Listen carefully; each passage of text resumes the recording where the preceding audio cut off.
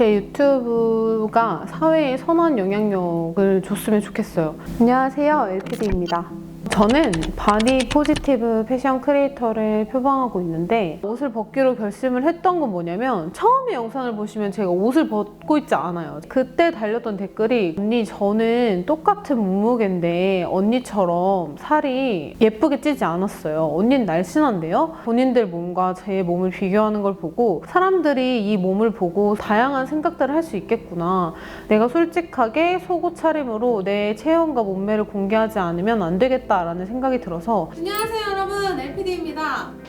많이 놀라셨죠? 그 다음 영상에서는 굉장히 용기를 내서 옷을 벗고 촬영을 했었습니다. 저는 PD고 그다음 유튜버니까 당연히 조회수를 신경 써야 될 수밖에 없는데, 조회수를 신경 쓰는 목적은 제가 애드센스를 많이 벌기 위해서, 유명해지기 위해서 그런 건 아닌 것 같아요. 왜냐면 패션 유튜버들은 돈을 많이 벌지를 못해요. 조회수에 신경을 쓰는 건 영향력인 것 같아요. 여성뿐만이 아니고 남성도 마찬가지로 미디어에 다양한 체형과 다양한 몸이 많이 노출되어야 된다고 생각을 해요. 그래야 사람들이 획일화된 어떤 체형에만 이제 관심을 갖거나, 그렇게 되기 위해서 무리한 다이어트를 하거나 자신의 몸을 비판하거나 좀 무리한 성형수술을 하거나 이런 것들이 없어질 거라고 생각하고, 그 모든 다양한 몸들이 자신의 개성으로 존중받아야 되는 날이 와야 된다고 생각하기 때문에, 저를 보고 용기를 내시는 많은 여성분들께 도움이 되는 일이라고 생각해서 지금까지 쭉 꾸준히 용기를 내서 하고 있습니다. 아시는 분들은 아시겠지만 제가 비디오 빌리지 출신이에요. 2012년도, 13년도부터 시작해서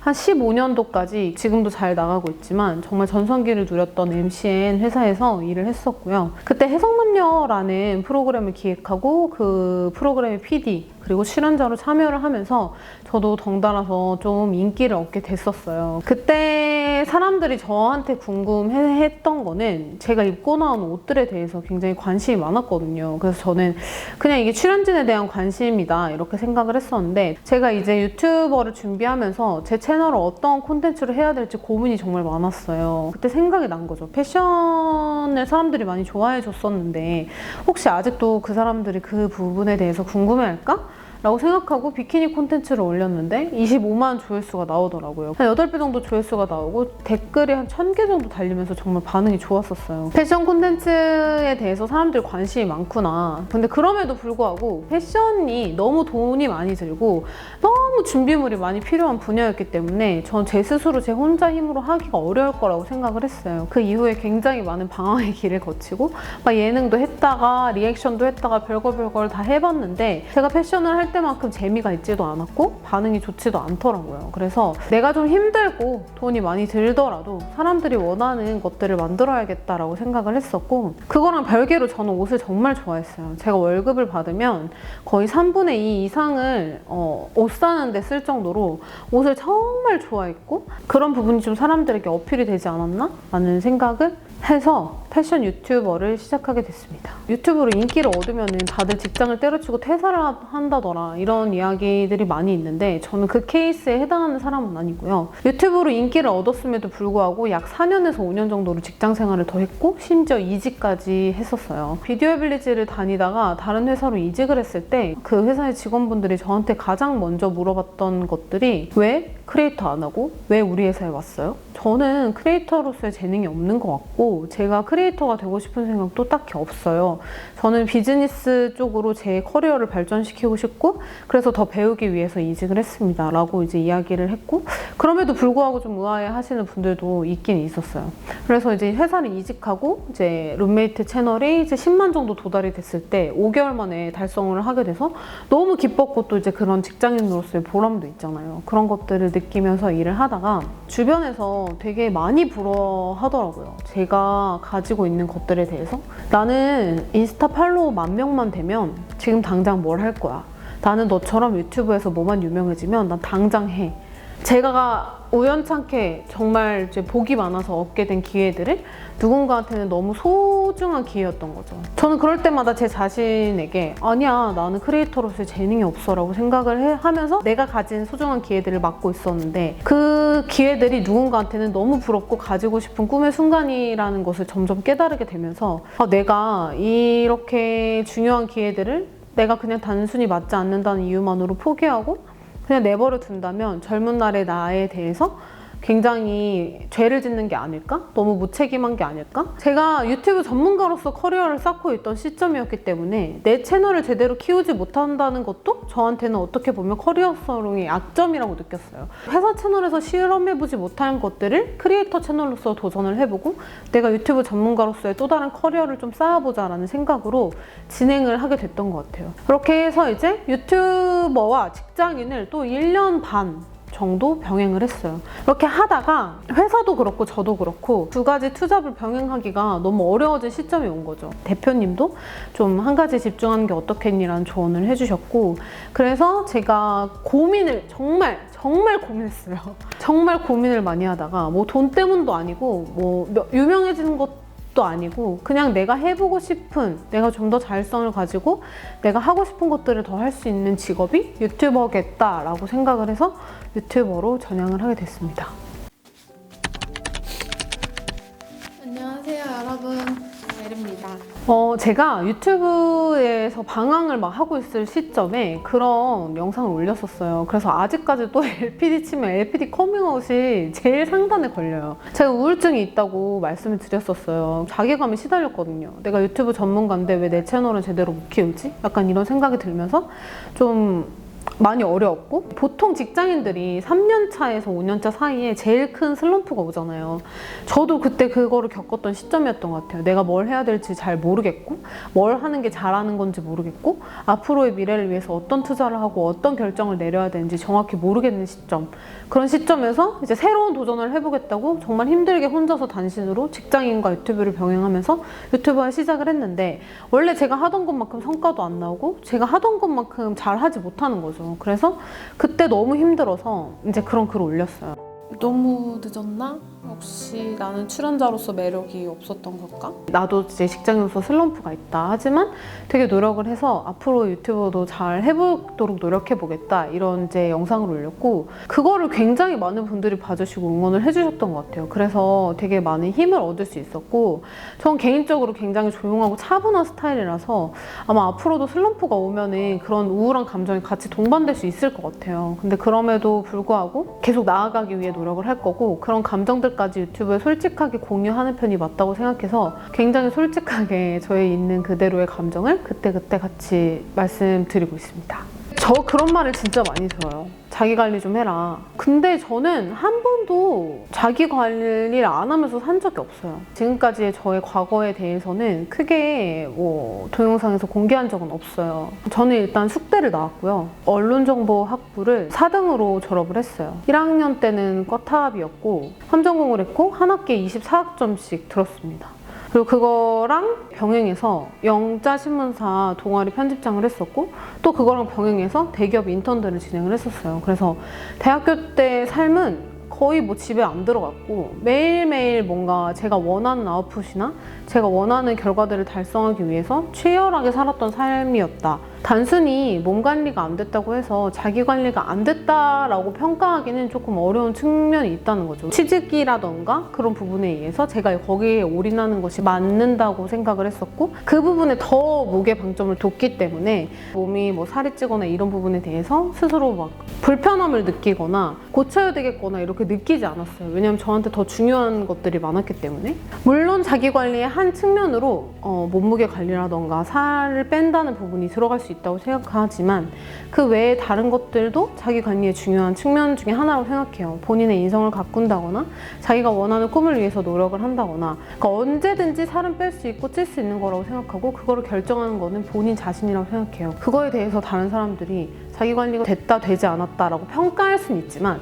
제가 말씀드리고 싶은 것의 요지는 그 부분에 대해서 본인 자신이 스스로 흔들리진 않았으면 좋겠어요. 저는 그렇게 생각해요. 그럼에도 불구하고 모든 것을 다 열심히 하면서 몸 관리까지 잘하신 분들도 있겠죠. 한국 사회가 모든 사람들에게 모든 부분에서 완벽하기를 바라는 거는 저는 어떻게 보면 그것도 폐해라고 생각을 해요. 남들이 저에게 자기 관리가 되지 않았어 라고 이야기하면 그때 그 치열하게 살았던 대학생 시절을 떠올리거든요. 나는 한 번도 자기 관리를 안 하면서 산 적이 없어. 제가 생각하는 바디 포지티브는 내가 내 몸이 너무 좋아서 나는 절대 살을 빼지 않을 거고, 나는 그냥 지금 이대로 너무너무 행복해 만족해 이런 건 아니거든요. 제 채널 댓글에 그런 분들 되게 많아요. 급하게 살이 쪄서 너무 스트레스를 받았는데, 아이를 낳고 살이 쪄서 어떻게 해야 될지 몰랐는데. 저는 언제든지 살이 찔 수 있고 언제든지 살이 빠질 수 있다고 생각하는 사람이고, 지금 내가 살쪘다고 내 모습에 너무 스트레스를 안 받았으면 하는 거예요. 제가 생각하는 바디 포지티브는 제가 어떤 몸이든, 제가 55kg든 60kg든, 내가 가슴이 없든 허리가 통짜든 그거와 상관없이 나는 내 몸을 사랑해. 그리고 난 언제든지 내 몸을 가꿀 준비가 돼 있어라고 생각하는 게 바디 포지티브라고 생각하고, 모든 여성들 혹은 뭐 남성분들이 그런 건강한 가치관을 가지고 자기 몸을 대했으면 하는 바람에서 그렇게 말씀을 드린 거거든요.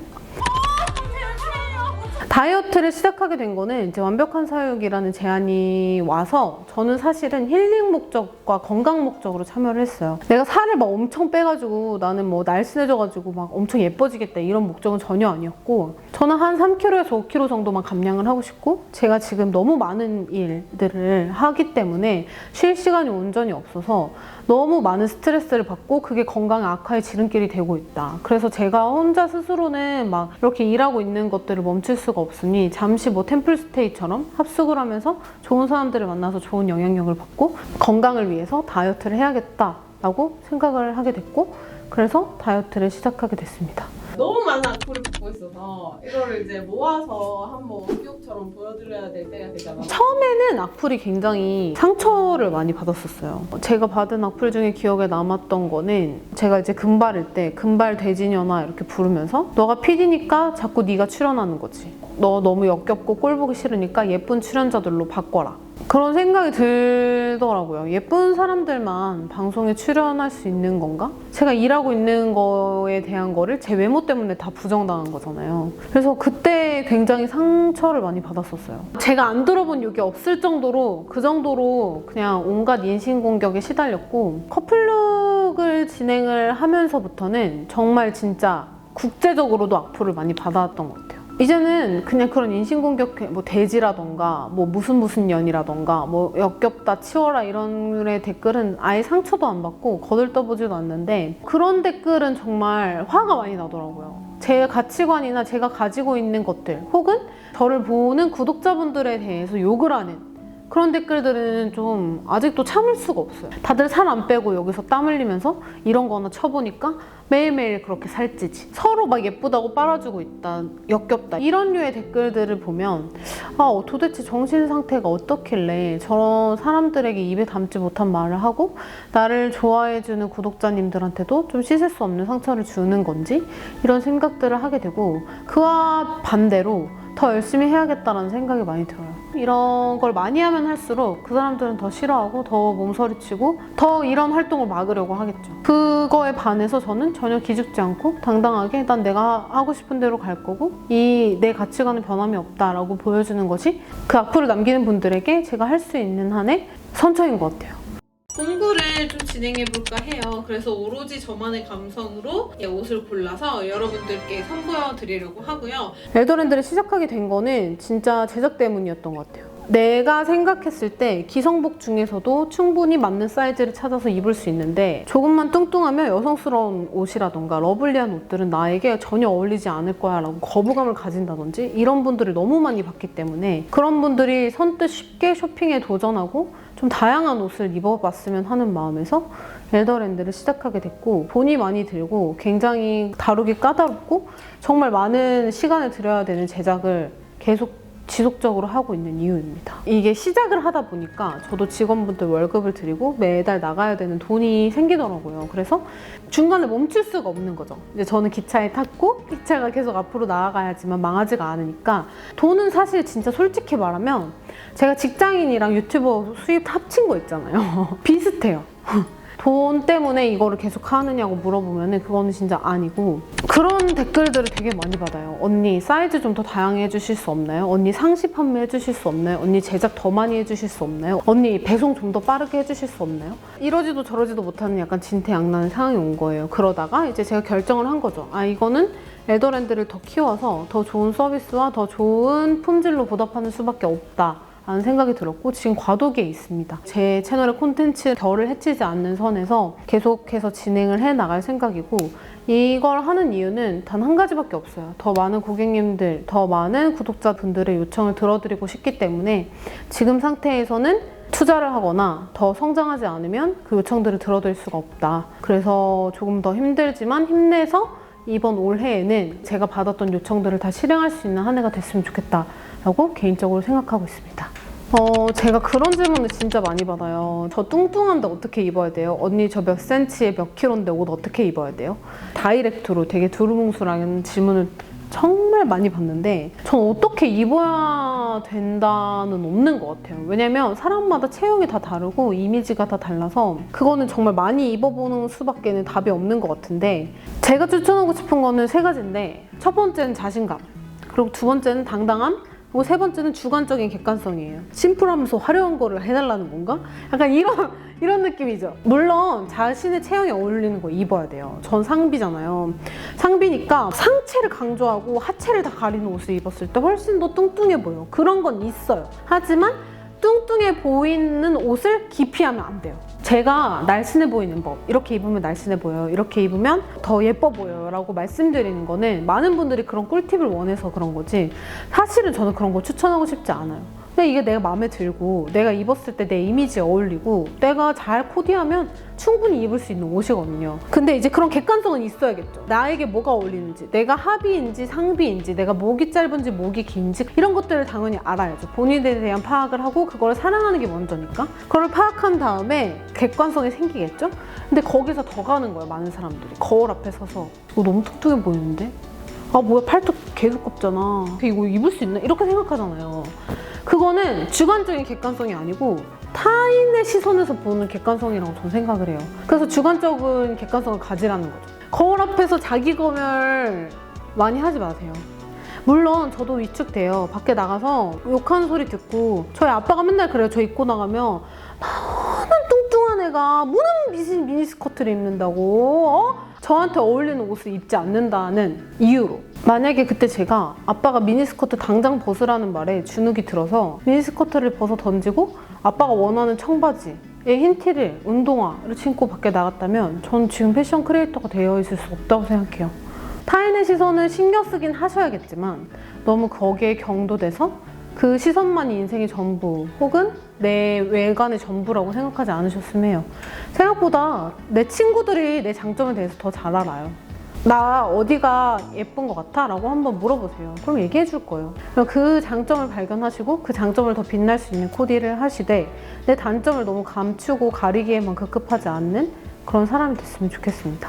제 유튜브가 사회에 선한 영향력을 줬으면 좋겠어요. 누군가에 대한 편견을 깨고 스스로에 대해서 당당해지면서 앞으로의 삶을 주체성 있게 살아나가는 게 저의 최종 목표가 아닐까 싶고 엘더랜드를 시작하게 됐고 제가 이제 사업을 하게 됐고 많은 사람들을 책임져야 되는 위치에 오르게 된 만큼 그거에 최선을 다해서 정말 많은 사람들의 욕구와 그런 요청들을 반영할 수 있는 그런 쇼핑몰을 만들어 가보고 싶다는 것이 저의 최종 꿈입니다. 제작을 진짜 많이 하고 싶어요. 나는 입지 못할 거야 라는 옷들에 대한 편견을 깨고 그 옷들을 정말 다양한 사람들이 더 많이 입을 수 있는 그런 사회를 만들어 나갔으면 좋겠습니다.